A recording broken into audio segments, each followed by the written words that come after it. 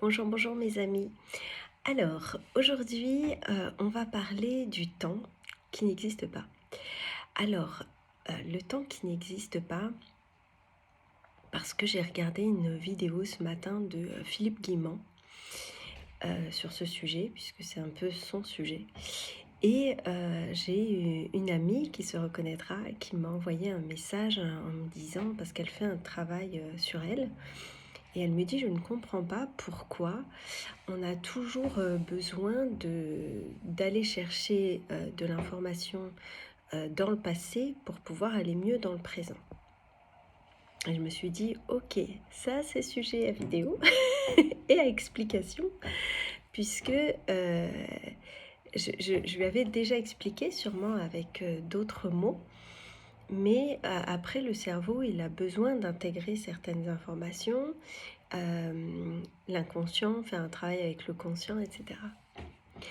Alors, je vais prendre l'exemple que Philippe Guillemot a pris dans un premier temps, qui est celui du GPS. Quand vous voulez aller quelque part, en fait, vous mettez le lieu dans votre GPS et il vous propose un chemin. Et si il veut vous faire prendre un chemin et que vous arrivez à un rond-point et que vous ne voulez pas passer par ce chemin parce que vous voulez en prendre un autre, il va vous faire 3 fois le tour du rond-point pour vous faire aller dans la direction où lui, il veut que vous y alliez. Sauf que si vous ne voulez pas y aller, au bout d'un moment, il va recalculer l'itinéraire et il va vous proposer un autre chemin. Donc c'est un petit peu comme ça que ça se passe. Je vais expliquer beaucoup plus clairement. Alors, en fait, dans le passé, il se passe des événements qui nous servent d'expérimentation. Quand on arrive dans le présent, on va avoir des symptômes qui vont être en lien avec les événements du passé. En fait, dans énormément de cas, quand on a été enfant, on ne nous a pas permis de vivre nos émotions. C'est-à-dire qu'un enfant qui pleure, on lui dit arrête de pleurer. Un enfant qui fait une colère, on lui dit calme-toi. Et toutes les émotions sont brimées comme ça, et donc on ne permet pas aux enfants de les exprimer. On ne s'adresse pas à eux en leur disant d'exprimer avec des mots et de laisser vivre aussi l'émotion. Et donc c'est ce qui fait que ces émotions, souvent, il n'y a pas que ça, mais ces émotions en fait restent cristallisées dans nos corps éthériques, dans notre chakra du plexus solaire notamment. Et ces émotions, elles restent là. Et ça va créer des symptômes, donc notamment quand une personne va commencer à faire un travail, un cheminement d'évolution personnelle, eh bien la conscience va se dire « Ah, ça y est, on va bosser là-dessus. Bon, alors on va aller chercher toutes les émotions. » Ça peut être aussi des parties de nous, comme si on était un puzzle, des parties de nous qu'on n'a pas réussi à surmonter et du coup qu'on a sorti de nous. Donc qui crée un champ autour de nous qui peut être très grand avec toutes ces parties de nous et ou toutes ces émotions. Et donc là, quand on décide de faire ce travail-là, quand on fait ce cheminement en conscience, eh bien l'inconscient il dit allez hop, on va ramener tout ça près du corps physique pour qu'elle puisse bosser là-dessus. Donc ça peut créer notamment une prise de poids puisque tout est ramené très proche du corps physique et même parfois dans le corps physique, et donc ça se révèle comme ça. C'est un exemple. Et donc dans ce cheminement, on nous dit là, qu'est-ce qu'il faut faire? Eh bien, en fait, pourquoi le temps et l'espace n'existent pas? Parce que dans un moment présent, vous vous rendez compte que vous avez un symptôme, vous allez aller chercher l'événement dans le passé, vous allez essayer d'avoir une compréhension. jusqu'à ce que vous ayez la compréhension de pourquoi vous avez vécu ça, quelle blessure ça a réveillé, voilà. Et vous allez vous rendre compte de toutes les fois où ça a pu se produire aussi. Et là, il y a vraiment une compréhension qui se met en place, surtout quand on voit qu'il y a un schéma qui se reproduit. Et donc là, le fait de le mettre en conscience, on commence déjà à comprendre et on peut commencer à accepter. Le but étant de se pardonner à nous-mêmes, d'avoir pu déjà dans un premier temps laisser autant de temps avant d'avoir cette compréhension que on n'avait pas pris compte qu'on avait par exemple une blessure d'abandon.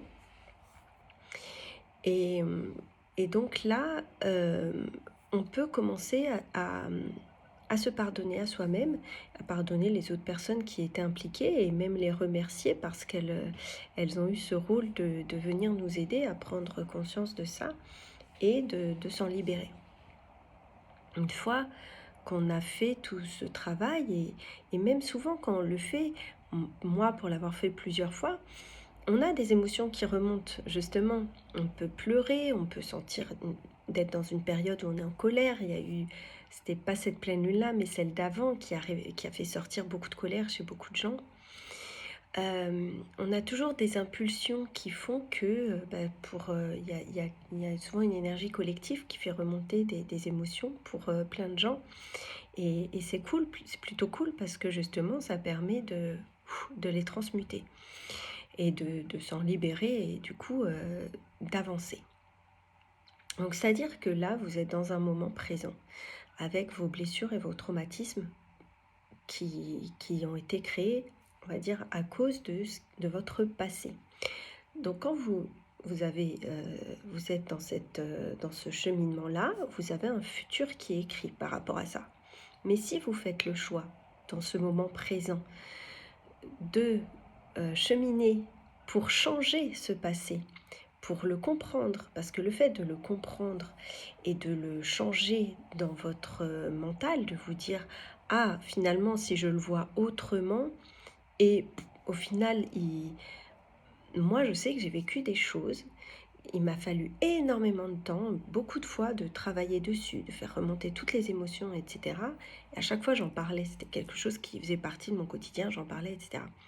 Et aujourd'hui, c'est limite, je l'ai oublié. C'est-à-dire que j'ai changé le passé et donc j'ai changé mon présent parce que j'ai modifié le passé en modifiant ma compréhension de ce passé-là. Et donc forcément, en modifiant mon passé, dans le présent, je modifie mon futur. Et donc voilà, le cheminement, il sert à ça, ce cheminement d'éveil, d'accès vers cette lumière intérieure, vers cette divinité intérieure qu'on a en nous, de la mettre en lumière, et ben en fait, nous change complètement notre futur. C'est pour ça que, en soi, le temps n'existe pas, parce que vous vous rendez bien compte que le passé, le présent et le futur ont lieu en même temps, puisque vous pouvez, ici et maintenant, tout modifier à chaque instant. Je trouve ça assez cool. En fait, on est un petit peu des magiciens de notre chemin de vie. Et quand on fait ce chemin justement d'aller vers la lumière, bah justement, je trouve qu'en ce moment, ça se voit encore plus. Je m'en rends compte vraiment avec les gens autour de moi qui sont vraiment dans ce cheminement depuis maintenant quelques temps, que c'est incroyable, toutes les portes qui s'ouvrent et toutes les synchronicités qui arrivent et toute l'abondance qui arrive. Mais c'est l'abondance dans tous les domaines, hein, c'est pas que financière. L'abondance, ça peut être l'abondance de relations sociales, ça peut être l'abondance de joie, de se sentir en joie parce qu'on a de moins en moins d'émotions négatives qui nous impactent, et du coup on se sent tout le temps heureux, dans une certaine grâce et dans une certaine gratitude aussi du tout de cette magie qui se produit quand on accède à la lumière divine qui est en nous. Alors, Voilà, je pense que j'ai fait le tour sur ce sujet-là. J'espère que j'aurai été claire. En tout cas, n'hésitez pas à me mettre vos petits commentaires si vous avez besoin de précision, s'il y a des choses qui ne sont pas très bien expliquées. Mais voilà, je trouve que c'est quelque chose de merveilleux de pouvoir prendre conscience de son passé et des personnes qui sont venues pour nous accompagner sur ce chemin et de pouvoir avancer aussi sans ces personnes parfois. J'ai eu plusieurs fois l'expérience de personnes qui avaient des gens, par exemple, dans leur famille qui pouvaient leur causer des litiges, enfin des situations pas confort. Et souvent, on ne s'autorise pas à couper les ponts ou à envoyer un petit peu les gens bouler, hein, disons-le, parce que c'est notre père, notre mère, notre frère, notre sœur, notre grand-père, notre grand-mère, peu importe, c'est quelqu'un de notre famille, et puis on ne touche pas à la famille, quoi. Et moi, une fois, il y a quelqu'un qui me faisait un soin et qui m'a dit: «Mais attends, cette personne, elle t'a fait expérimenter. C'est pas parce que c'est quelqu'un de ta famille que tu dois continuer à te faire traiter comme ça. Tu as le droit de couper les ponts.» Et c'est comme s'il m'avait donné l'autorisation ce jour-là de couper les ponts, et j'ai coupé les ponts.